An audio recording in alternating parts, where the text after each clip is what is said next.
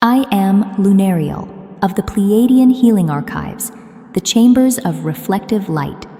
And before I bring through what I have come to bring, I want you to do one small thing with me, not a difficult thing. Let your shoulders come down from where they have been holding them.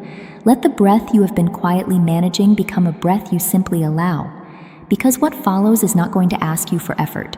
It is not going to ask you for action or for striving, or for one more thing to carry on a frame that is already carrying so much.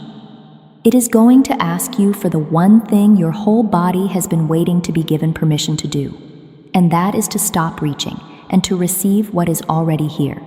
So settle. The light I am speaking from is not the kind that arrives in a rush.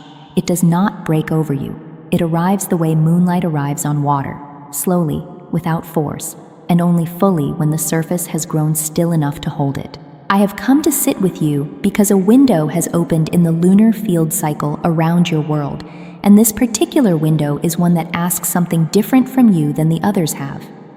You have lived through openings that asked you to brace. You have lived through passages that asked you to hold your ground while everything moved. This is not one of those. This one is asking you to soften, and softening, for many of you, has become the hardest thing of all, because you have spent so long being strong that you have forgotten that reception is not the opposite of strength.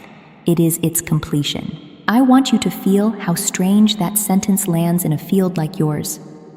You have been trained, across this whole incarnation, and the noise of the world you woke up inside of, to believe that to receive is to be weak, that to need is to be a burden, that the one who holds, who carries, who keeps going no matter what, that one is the strong one, and the one who stops and opens and lets something be given is somehow less. And so a great many of the most awake souls on your world have become extraordinarily skilled at giving and almost entirely unpracticed at receiving. They can pour for others until they are empty. What they cannot do, what they have not been allowed to learn, is to stand still long enough to be filled. This window has come for exactly that unlearned thing. It is not here to make you stronger in the way you already know how to be strong. It is here to return to you a capacity you set down so long ago that you have forgotten it was ever yours. Let me show you what I mean. And let me give you the image I will carry with us through everything that follows, because it holds the whole of what I have come to say. Picture a tide pool. A small basin of water held in the rock at the edge of the sea, where the great body of the ocean reaches in and pulls back, reaches in and pulls back in the long rhythm that the moon itself conducts. While that pulling is happening, while the tide is rushing in and dragging back out, the surface of that little pool is broken. It is scattered, ripples cross ripples. Light fractures on it and scatters into 1,000 pieces. If you look down into that pool in the middle of the tide's movement and tried to find the moon reflected there, you would not find it. You would find fragments. A glint here, a flash of silver gone before you named it. Nothing whole.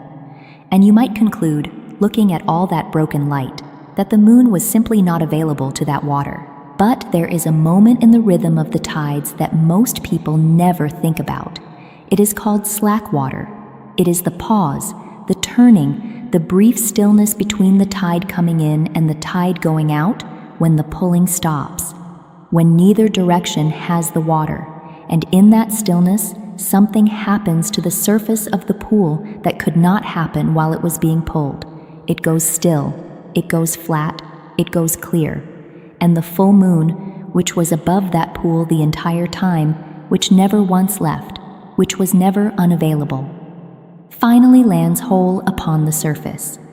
One image, complete, silver and unbroken. If you have ever stood at the edge of the sea at the exact turning of the tide, you know the strange quality of that pause. The constant sound of the water changes, the pulling back stops, and for a held moment, the whole shoreline seems to take a breath and not let it out. It is not silence exactly. It is something gentler and more total than silence. It is the sea resting between two movements, and in the small pools left in the rock, where a moment before the surface was scattered and busy and unable to hold any single thing, the water settles so completely that it becomes a mirror more perfect than any you could make by craft. The sky is in it. The moon is in it. A bird passing overhead is in it. Everything above is suddenly held below, whole and exact, on water that did nothing at all to earn the reflection except to finally stop being moved. Notice this, because it is the center of everything. The water did not have to reach up for the moon. The water did not have to work harder or strive toward the sky or become something other than water. It only had to stop being pulled. The moon did the rest. The moon was always doing its part.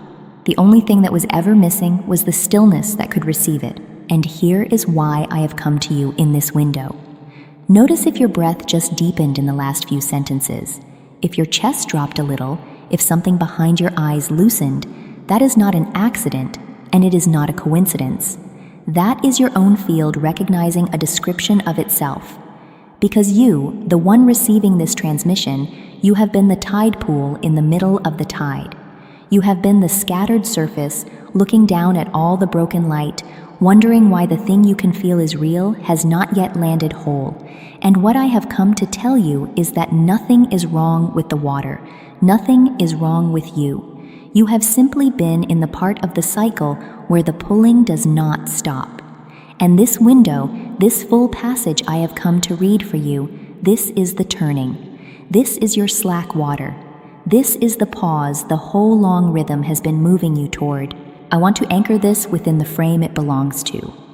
What I am bringing through is a cosmic perspective transmission for contemplative reception. It is not factual news reporting, and it is not medical guidance, and it is not financial direction. Hold it the way you would hold moonlight, lightly. Let it show you what it shows you, and keep what is yours. Your own discernment remains always the final authority. Now, there is something specific happening in the field around your world right now, and I want to name it plainly before we go deeper, because naming it will help you understand the strange texture of these days. The outer signal is narrowing. The channels of ordinary communication, the ones that usually run loud and constant in the collective field, the back and forth, the noise of everyone speaking at once, those are entering a phase of contraction. Things are being misheard. Messages are arriving crossed. The usual confident forward motion of words and plans is stalling, doubling back, asking to be revisited. And many of you are experiencing this as friction, as frustration, as a sense that the gears of your life have gone strangely sticky. But I want you to consider that this narrowing is not an obstacle to what this window is for. It is the mechanism of it. The outer signal is being turned down precisely so that the inner one can finally be heard. The tide of outer communication is pulling back, and in its pulling back, it is creating the slack water. It is creating the stillness on the surface. The very thing that feels like everything going quiet and crossed and slow is the same thing that is allowing the full moon's light to land whole upon the water of you. You have been straining to hear a signal over the noise. The noise is being lowered, not to punish you, to let you hear. So when you feel the outer world go strangely muffled in this passage, when the plans will not move and the words come out sideways and the momentum you are used to simply will not catch, I want you to remember the tide pool.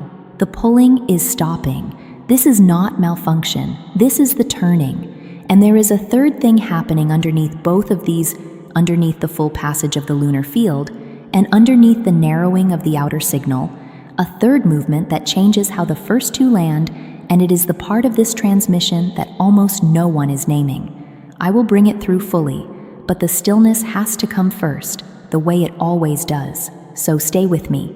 We are crossing into it now.